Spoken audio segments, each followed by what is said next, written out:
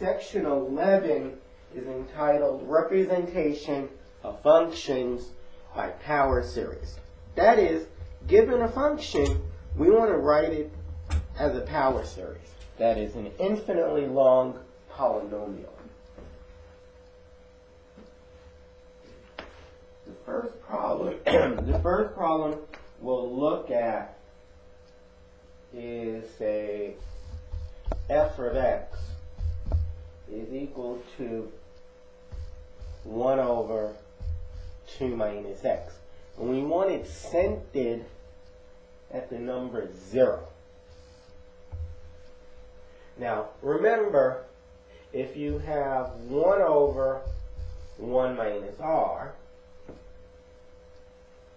this is the same as the summation of r to the n. And then goes from 0 to infinity. Okay, and we're going to use that a lot. 1 over 2 minus x, and I can even replace r with x. And we replace it with z, just a letter. When I look at this one, I'm like, if only that 2 was a 1. Let me factor out the 2 in the bottom. 2 times 1 is 2 minus 2 times what gives you x. Well, if you divide by 2, you have 1 times x is x. 2 times what equals x? 2 times x over 2. If you prefer to call the what, say y, 2 times what equals x, divide by 2, and now you have what the what is. What y should be. Should be x over 2. X over 2.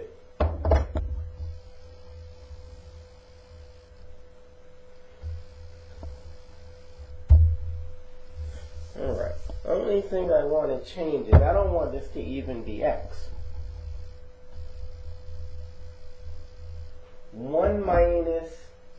1 over 1 minus anything. 1 over 1 minus anything is the summation of the anything to the nth power. Our anything is x over 2. Here's the half in front times this. That's just the summation of x over 2 to the n. There it is. I wrote 1 over 2 minus x as an infinite power series, as a power series. I did it right here. I did it right there. One might ask, well, when does it converge? It's a fairly good question. The x over 2 would have to be less than 1 in absolute value. Then you'd have to check the endpoints.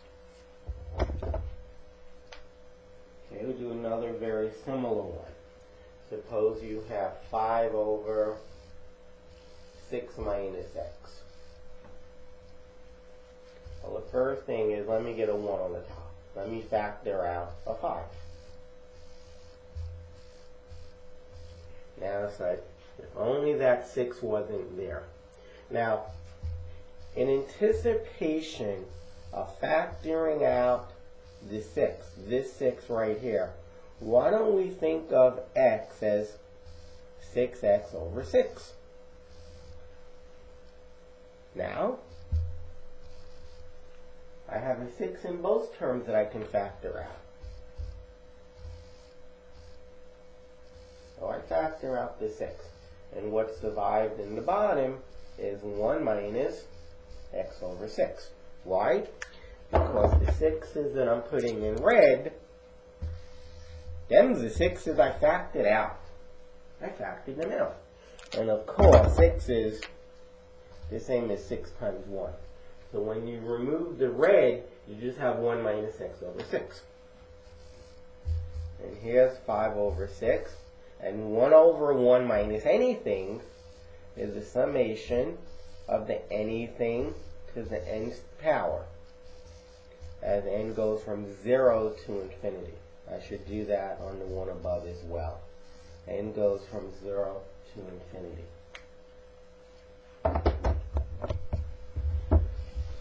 Other than the algebra, factoring out the 2 and factoring out the 6, very, very straightforward type of problem.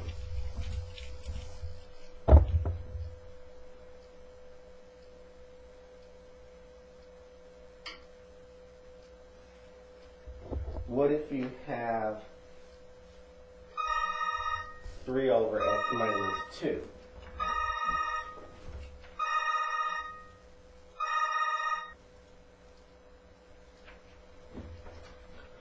Okay, 3 over x plus 2. We want to center it at 0. Now, maybe I didn't talk about what centered means. If we wanted it centered at 4, I would get something like the summation of x minus 4 to the n. If it's centered at 41, it would be x minus 41 to the n.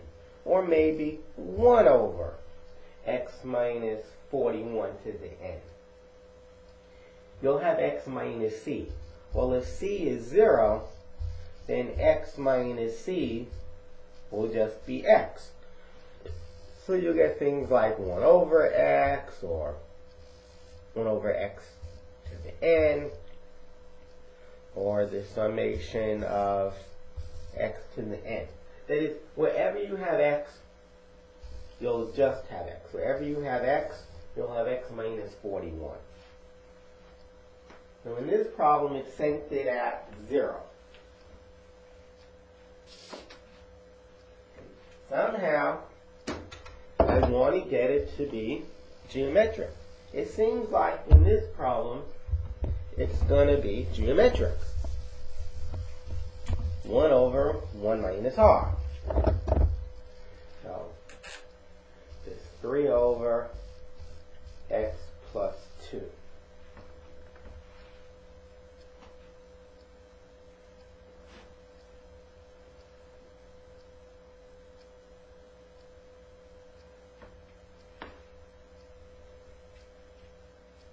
Okay, so the first thing I'll do is I'll write it down as 3 over 2 plus x. That's the first thing I'll do. And then I'll factor out the 2.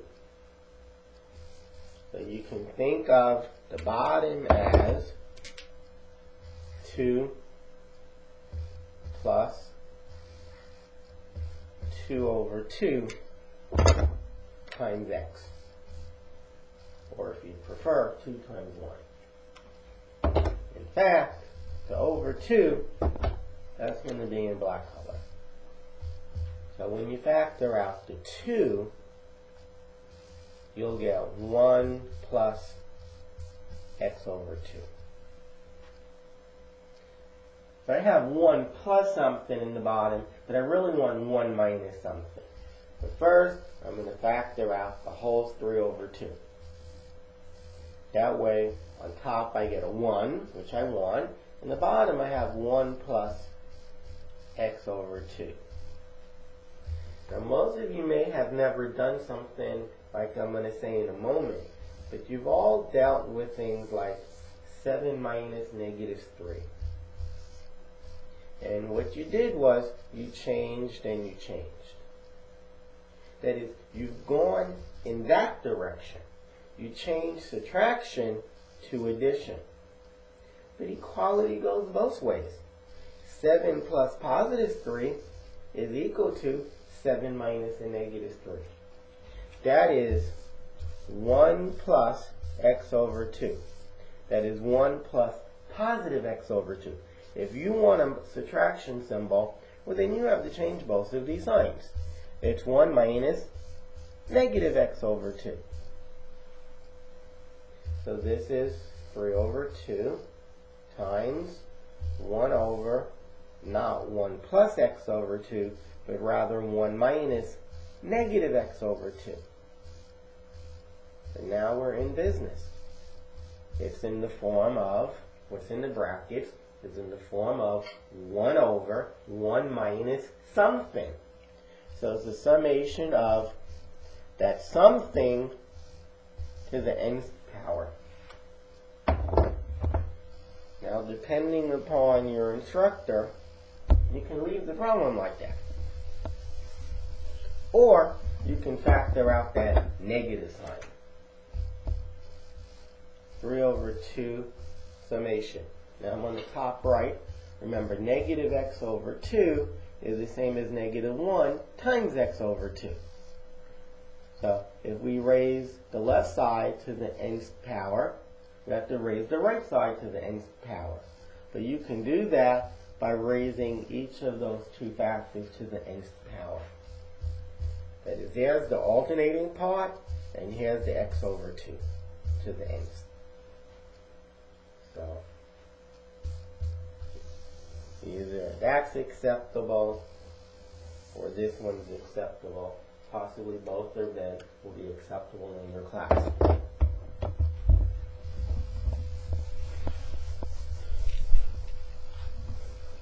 Ask your teacher, if it's alternating, do you have to get it to be, negative 1 to the n or negative 1 to the n plus 1? And most of these are geometric. Suppose you had, however, say 3 over x divided by x squared plus x minus 2. And here again we want it centered at 0. Well, here's a little bit different because we have an x squared. We're not going to get it to be in this form. We're not going to get it to be geometric. And at a loss to what to do, you might say, you know what, let me factor that bottom. Maybe something will happen. Want two numbers that add up to 1, understood positive 1 there, and multiply out to negative 2. And I guess that's 2 and negative 1. Then you say, you know what? Maybe I should do partial fractions. Because we're going to have an x plus 2 plus, and in the bottom you have an x minus 1.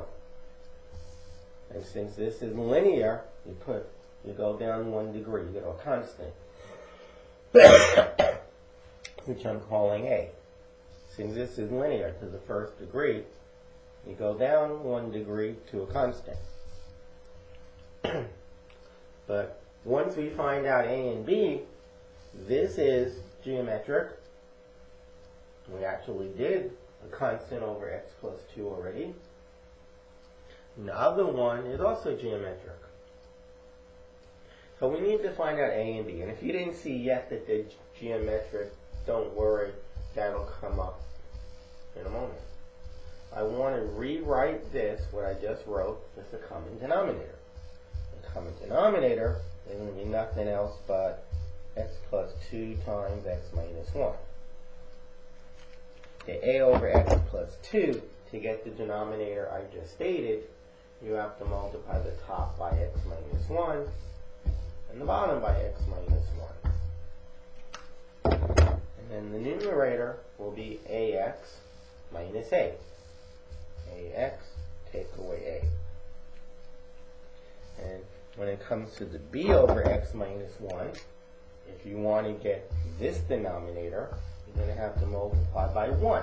You have to change the way b over x minus 1 looks. You multiply by 1 as x plus 2 over x plus 2. So now, those fractions that we're adding, they have the same denominator. And it's positive b times x, which is positive bx, and positive b times positive 2 is positive 2b. And we collect like terms. ax and bx, they're alike. So we add the numbers in front of the x's. A plus b. that is exactly how many x's we have. What's the constant? 2b minus a plus 2b minus a. And this is supposed to equal this. I mean, it says equals, equals, equals, equals, equals. 1, 2, 3, 4, 5, 6. There's 6 fractions and they're all equal. In particular, the first fraction equals the last fraction. And notice the denominators are the same.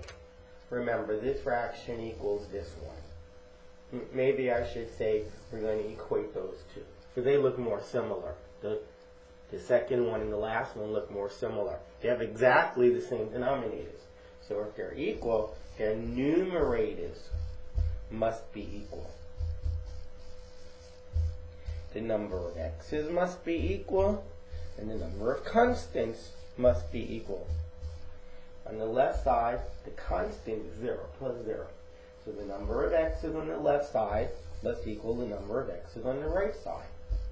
That is a plus b and 3, they're equal.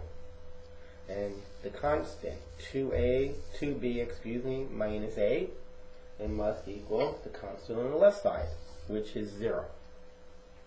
And I'm going to solve this in the top right hand corner. 2b minus a is 0. And instead of a plus b, I'm going to write b plus a is 3. And I'm going to add them, because if I add them, the a's cancel out. 2b plus b is 3b. 0 plus 3 is 3. So if 3 times b is 3, b is 1. 3 times 1 is 3. So b is 1. And we know that when we add a and b, we get 3. A must be 2. A plus b, b plus a, 3. Okay, so I'm going to erase most of this. And really looking at that right-hand equation. A over x plus 2 plus b over x plus 1. Okay, so let me write this down. The beginning problem is equal to a over x plus 2. It equals to this plus that. But I know what a is now. It's 2 over x plus 2 plus b, which is 1, over x minus 1. So I want to write each of these as a summation. 2 over x plus 2. Well, let me factor out the 2. And let me just switch the bottom around. 2 plus x. Factor out a 2 from the bottom. Factor out a 2 from the bottom. 2 times 1 is 2 plus, and 2 times x over 2 is x. But of course 2 over 2 you could ignore. So this becomes 1, we want it in the form 1 over 1, which we have. 1 over 1, which we have, minus something. Well, instead of adding x over 2, you can take away negative x over 2. And this becomes the summation of negative x over 2 to the n. And n goes from 0 to infinity. The summation, and the n goes from 0 to infinity, of negative x over 2 to the n. But I'm going to break off the negative 1 to the n times the x over 2 to the n. Plus, possibly plus. Now I have to figure out what to do with 1 over x minus 1. I'll raise the bottom and I'll take care of it.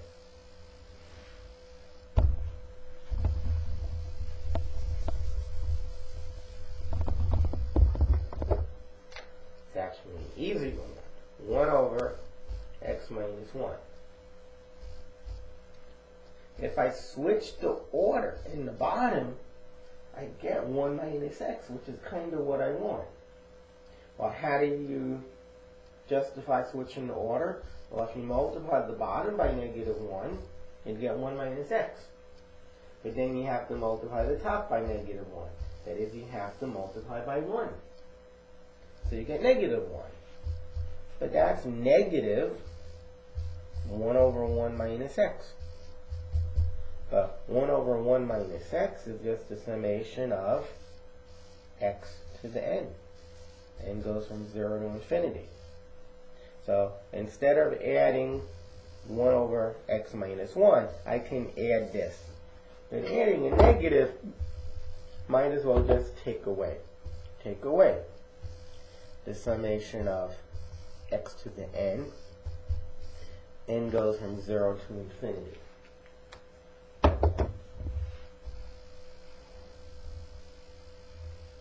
As long as you have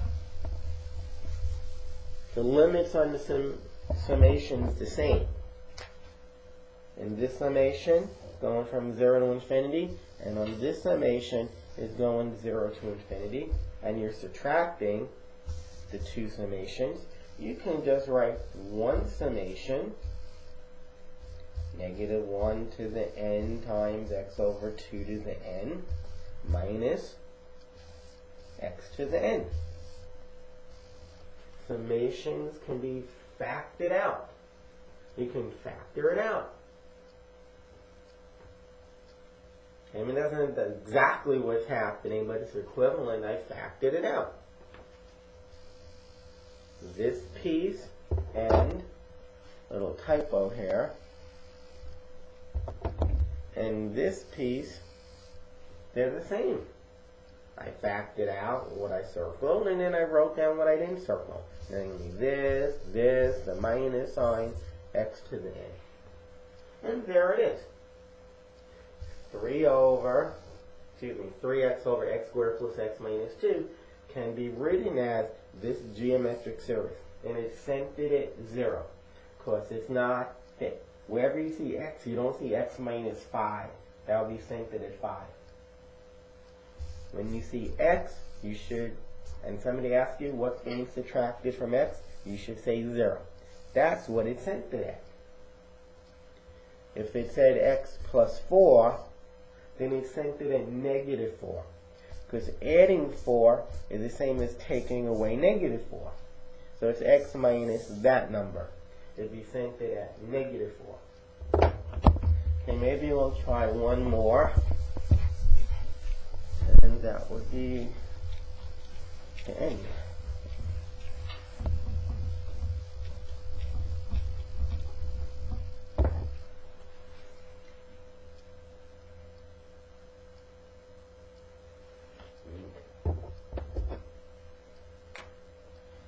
Suppose you have 4 over 4 plus x squared.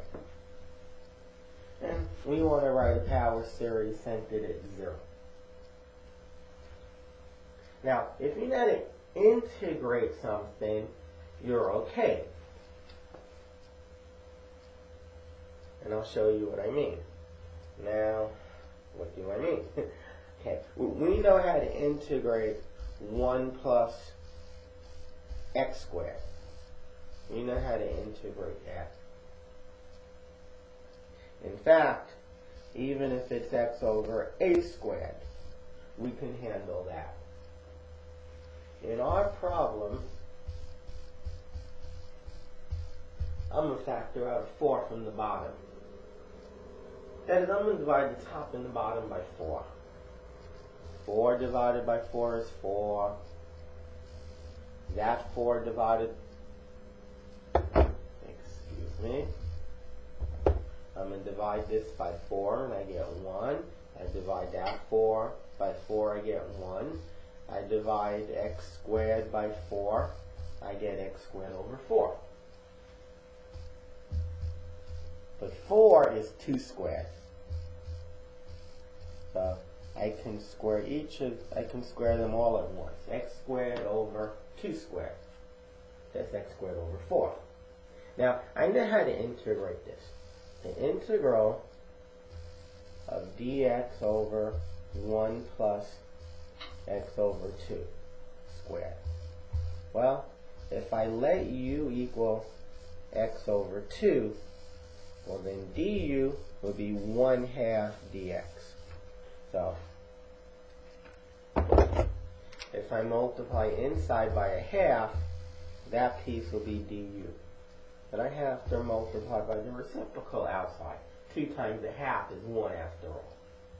So what I get is 2 times the integral. The numerator is half dx, which is du. And the bottom is 1 plus, that's u squared. U squared. But this is an integral, I know. Well, there's the 2. I know this integral. I know this integral. It's the arctan, or the tan inverse of u. Substituting back, what u is x over 2. It's 2 times the arctan of x over 2.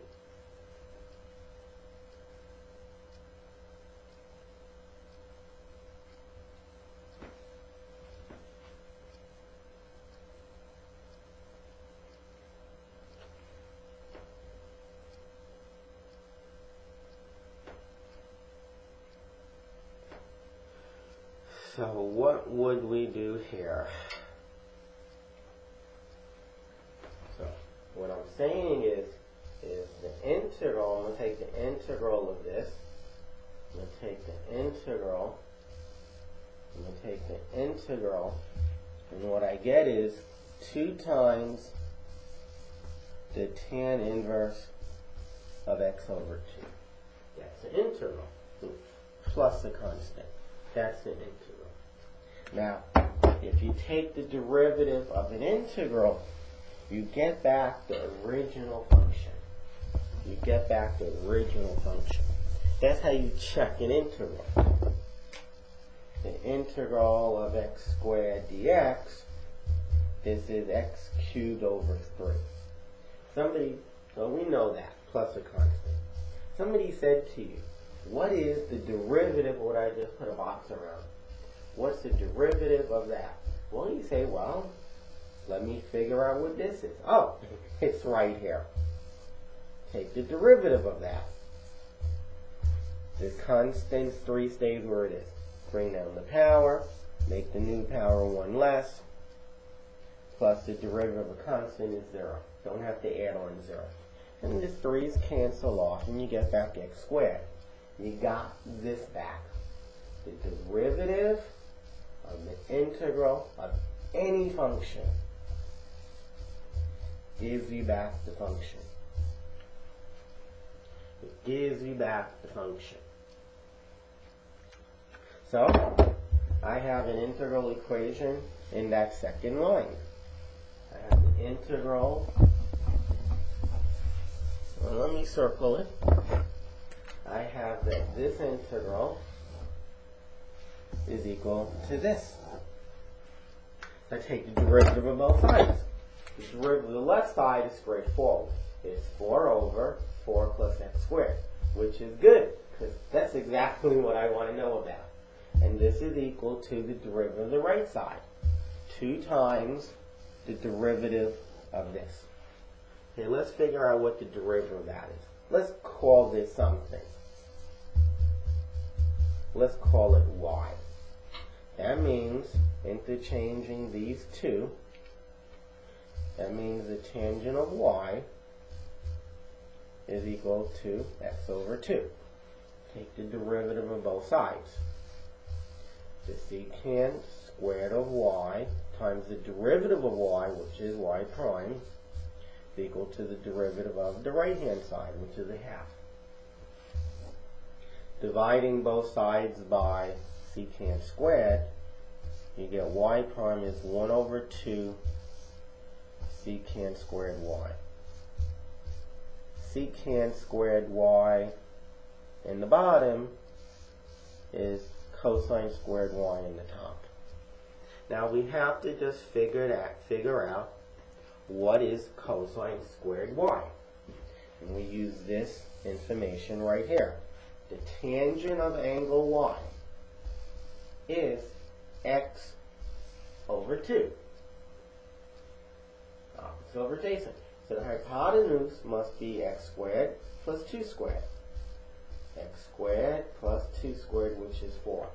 Well, the cosine of that angle is 2 over this.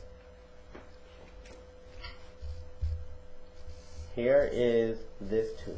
Cosine squared will be 2 squared over the hypotenuse squared, which would be x squared plus 4, and this just becomes 2.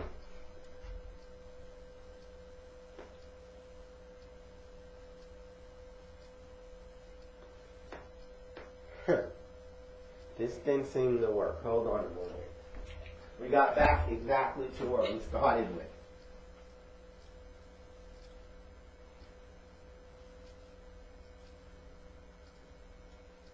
Okay, I thought about how to do this.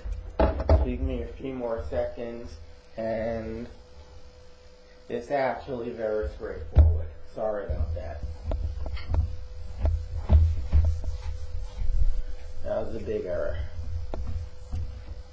Well, it wasn't an error. I didn't make any mistakes. I just didn't get the solution. Now,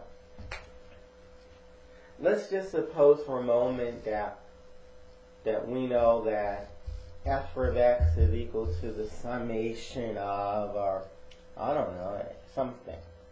Negative 1 to the n of x to the 2n divided by x plus 1 factorial. Suppose we knew that. Well, this is a function of x. I'm just going to replace x with x squared. So I'll get the summation, and so basically, instead of x, I put x squared.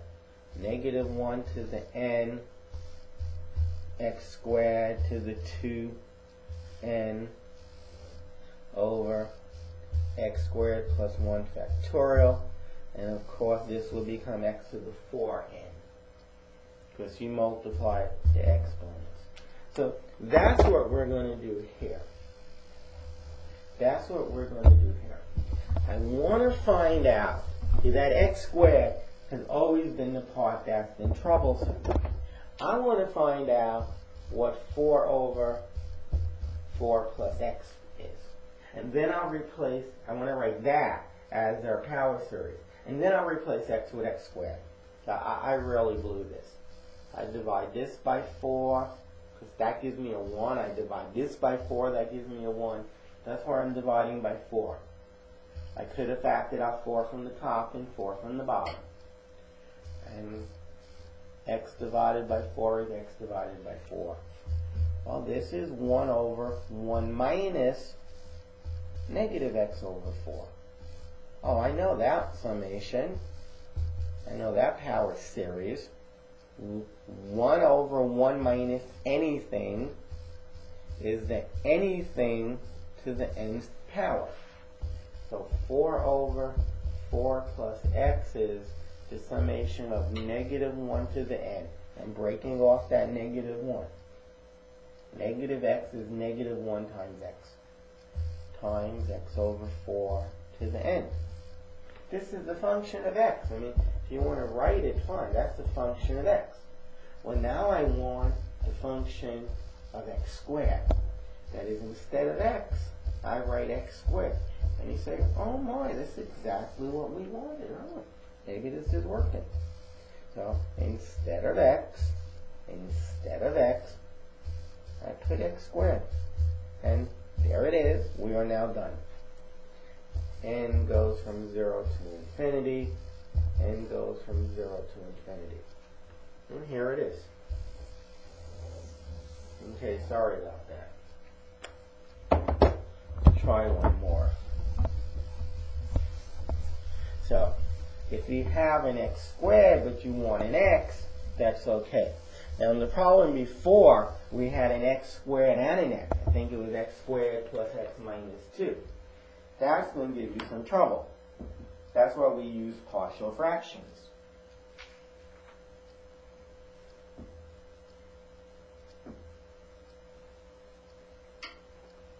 And I want to do 2 more. Suppose we have this one. 2 over 1 minus x squared, centered at 0. Well, why don't we do 2 over 1 minus x? And then I'll replace x with x squared. Well, this is an easy one. I can factor out the 2 because I want a 1 on the top. And the bottom is just perfect. 1 over 1 minus x, that's just the summation of x to the n. As n goes from 0 to infinity. I mean, if you want, you can put the 2 inside. The summation of 2 times x to the n. N goes from 0 to infinity. Where you put the 2 is a matter of taste. So now, this here is a function of x.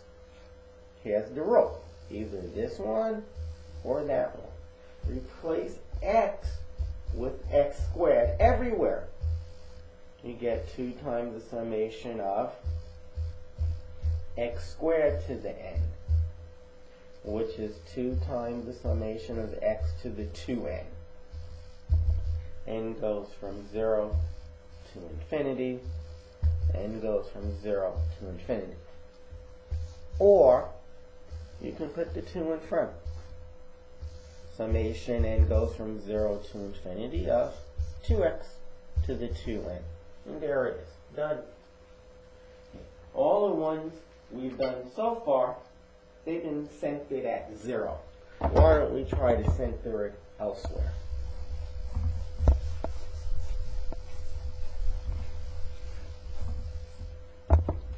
You need to build up what you want. Make it work. 3 over, let's make it 8. 8 over, say, 3x plus 2. But we want this centered at, I guess 2 is best. We want it centered at 2. That means we want x minus 2. Somehow we want x minus 2. There's no way around it. We want x minus 2. So, possibly the first thing you do is you factor out the 3. That way you'll have x, in this case plus something. That is, you no longer have 3x. So, if you factor out this 3. Well, remember that 2 is the same as 2 times 3 over 3. And I am factoring out this 3 and the 8. So what survived is 1 over x plus 2/3. X plus 2/3. Okay.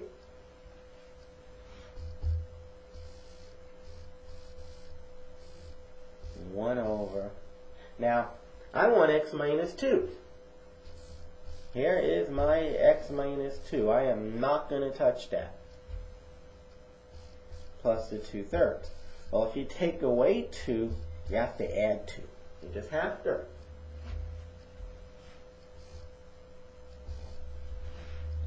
So what we have is 8/3 times 1 over x minus 2 plus 2/3 plus 2, which is 2 and 2/3, which is 8/3.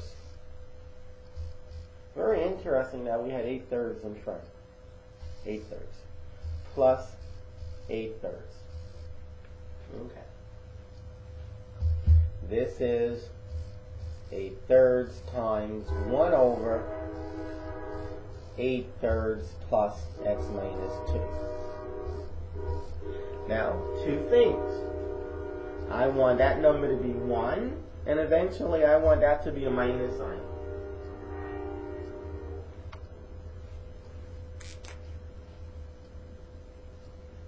Now this is 8/3 times 3 over 8. That's 1. So now both terms in the bottom have an 8/3. The first term and the second term, they both have an 8/3. I factor it out. This is what I mean when I say I build up what I want. So this 8/3 is kind of in the numerator. And I factor out an 8/3 again in the bottom. I'm pulling it out from the bottom. So what survives is 1 over 1 plus for x minus 2 times 3/8, or 3/8 times x minus 2. Coincidentally, that's history. But here's where I'm done. Instead of adding 3/8 times x minus 2, I'm going to take it away. I'm going to take away negative 3/8 times x minus 2. So I'm going to take that away. But since it's in the form of 1 minus something, it's the summation of the something. That's an 8 on the bottom. It's the summation of the something to the nth power. As n goes from 0 to infinity. First thing I'll say is that negative sign is negative 1 to the n. And this 3 over 8 is 3 over 8 to the n. And the x minus 2 is to the n. And whenever I see x, it's followed by minus 2. There it is. It's centered at 2. It would have been a lot easier to center it at 0. It would have been a lot easier to center this at 0. But they didn't want us to do that. Okay. I will do one more problem where it's centered elsewhere. And that will finish this section.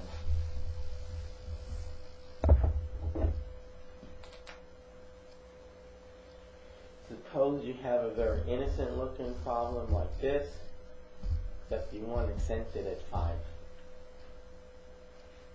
Now, for the record, if I didn't center it at 5, I would just factor out our 2 from the bottom. 2 times 1 is 2 minus 2 times x over 2 gives me x, and I'd be done. There's the half. This piece right here is 1 over 1 minus r. So the summation of r to the n with a half in front. And there it is. But they want it to be centered not at 0. They want it centered at 5. Like, oh my. Well, we need to get what they want.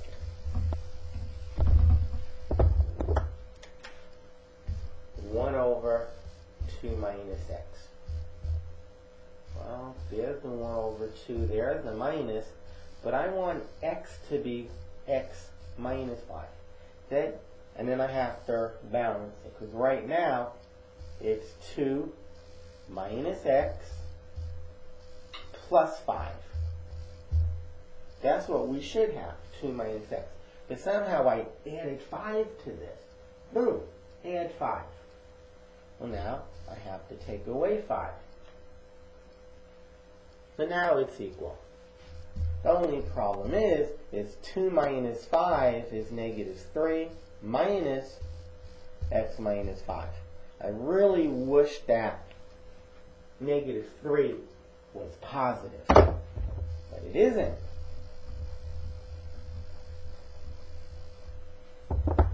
So I'm going to multiply the top by negative 1, which will give me negative 1. And when I multiply the bottom by negative 1, I get 3 plus x minus 5. Okay. Have to factor out a 3. In fact, once I factor out this 3, I'll almost be done. I'll factor out the negative 1 over 3. Well, negative 1 times 1 gives me negative 1. 3 times 1 gives me 3 plus x minus 5 over 3. And remember, you can multiply by 3 over 3 anytime you want. And when you factor out this 3, you're left with x minus 5 over 3. Exactly what I put. The only problem is I don't want it to be 1 over 1 plus. I want it to be 1 over 1 minus. So this is negative a third times 1 over, not 1 plus for 1 minus, and not not x minus 5 over 3, but rather negative that. So here's the negative a third times the summation of this to the nth power. Negative x minus 5 over 3 to the nth power. But that's the same as negative 1 times x minus 5 over 3 to the nth power. Negative a third, summation, negative 1 to the n times x minus 5 over 3 to the nth power. And there, my folks, is your answer. Okay, build it up. Somehow get x minus 5. Take away 5 from x. But then undo it. Since we are taking away, write negative 5 next to the x. Which really meant you're adding 5. You're adding 5. Well, then counter it by taking away 5. Get this bottom. And then somehow get this to be a 1. And at some point get that to be a minus. Okay, I got it to be a 1. And then the next step, I got that plus sign to be a subtraction symbol. Get it to be what you want it to be. Okay, that finishes up the section, right, that allowed us or showed us how to write functions as power series. Good luck with it.